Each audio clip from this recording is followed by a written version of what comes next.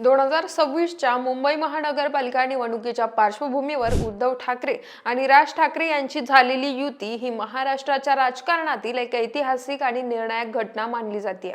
24 डिसेंबर 2025 रोजी दोन्ही नेत्यांनी औपचारिकपणे एकत्र येण्याची घोषणा केली। या युतीचे संभाव्य फायदे, तोटे आणि राजकीय परिणाम आज आपण पाहणार आहोत। नमस्कार, मी पूजा आणि आपण पाहताय देदनका। पहिला मुद्दा आहे ठाकरे बंधूंच्या एकत्र येण्याचे फायदे। मुंबईत शिवसेनेची उद्धव बाळासाहेब ठाकरे गटाची संघटनात्मक ताकद आणि राज ठाकरेंची वक्तृत्व शैली व तरुणांमधील आकर्षण एकत्र आल्याने विखुरलेली मराठी मतं एका छताखाली येऊ शकतात। त्याचं कारण असं की शिवसेनेने पक्षाची सुरुवातच मुंबईमध्ये मराठी माणूस स्वाभिमानाने जगला पाहिजे, मुंबई ही मराठी माणसांचीच आहे यासाठी प्रचंड संघर्ष केला आणि यातून मुंबईमध्ये शिवसेना मोठी झाली। तर शिवसेनेतून वेगळं झाल्यावर राज यांच्या महाराष्ट्र नवनिर्माण सेनेनं सुद्धा मुंबईमध्ये मराठी माणूसच सर्वतोपरी आहे आणि पक्षाचा मूळ विचार फक्त मराठी माणूस, मराठी भाषा हेच आहे यासाठी लढा दिला। त्यामुळे 2009च्या विधानसभा निवडणुकीत पक्षाला चांगलं यश मिळालं। या मुख्य कारणामुळे महापालिका निवडणुकीत मुंबईत असणारे मराठी मतदार ठाकरे बंधूंच्या बाजूने जाऊ शकतात, तर दुसऱ्या बाजूला विधानसभा निवडणुकीतील दोन्ही ठाकरेंचा झालेला पराभव पुसण्यासाठी आणि ठाकरे ब्रँड टिकवण्यासाठी ही युती दोन्ही पक्षांसाठी संजीवनी ठरू शकते। दुसरा मुद्दा आहे मुंबईचा महापौर मराठीच असेल। या घोषणेमुळे मराठी मतदारांमध्ये भावनिक आव्हान निर्माण करण्यात ठाकरे बंधूंना यश येऊ शकतं। तिसरा मुद्दा आहे ठाकरे बंधूंसाठी संभाव्य नुकसान।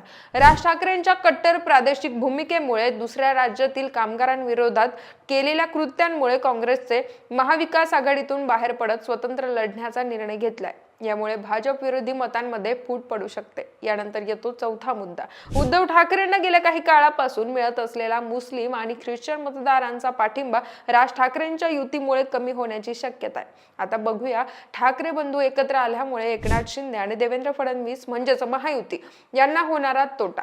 एकनाथ शिंदे यांची शिवसेना खरी शिवसेना म्हणून मराठी मतांवर दावा करते, मात्र ठाकरे बंधू एकत्र आल्यास शिंदेच्या पक्षाकडे वळणारी मराठी मतं पुन्हा ठाकरेंकडे जाऊ शकतात।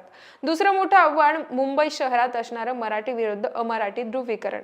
भाजपकडे असलेली गुजराती आणि उत्तर भारतीय मतं कायम असली तरी मराठी मतांच्या एकत्रीकरणामुळे भाजपला मुंबई महापालिकेवर वर्चस्व मिळवणं कठीण होऊ शकतं। आता बघूया ठाकरे बंधूंच्या एकत्र आल्याने महायुतीला कोणता फायदा होणार आहे। काँग्रेस आणि ठाकरे गट वेगवेगळ्या लढ्यास भाजप विरोधी मतांमध्ये विभागणी होईल, ज्याचा थेट फायदा महायुतीला जागा जिंकण्यात होऊ शकतो। देवेंद्र फडणवीस आणि एकनाथ शिंदे यांनी या ठाकरे बंधूंच्या युतीला केवळ सत्तेसाठी केलेली तडजोड असं संबोधून आमची भाजप आणि एकनाथ शिंदेची शिवसेना फक्त मुंबईच्या विकासाच्या मुद्द्यावर लढणार असल्याचं स्पष्ट केलंय। याच टॅगलाईनला घेऊन महायुती जोरदार प्रचारांमध्ये लोकांना ही गोष्ट पटवून देण्याच्या तयारीत आहे। या निवडणुकीत काँग्रेसची भूमिका आणि तिचे महत्त्व वाढलंय।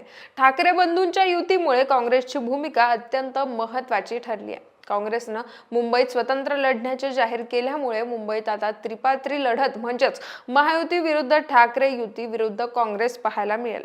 ठाकरे गटासाठी काँग्रेसची साथ सुटणं हा मोठा फटका आहे, कारण मुंबईतील काही वॉर्डांमध्ये काँग्रेसची पारंपरिक मतं निर्णायक ठरतात। थोडक्यात सांगायचं तर ठाकरे बंधूंच्या युतीमुळे मराठी अस्मिता हा मुद्दा पुन्हा केंद्रस्थानी आला असला तरी काँग्रेसच्या बाजूला होणे आणि महायुतीचे विकासाचे राजकारण यामुळे 2026ची महानगरपालिका निवडणूक अत्यंत चुरशीची होणार आहे।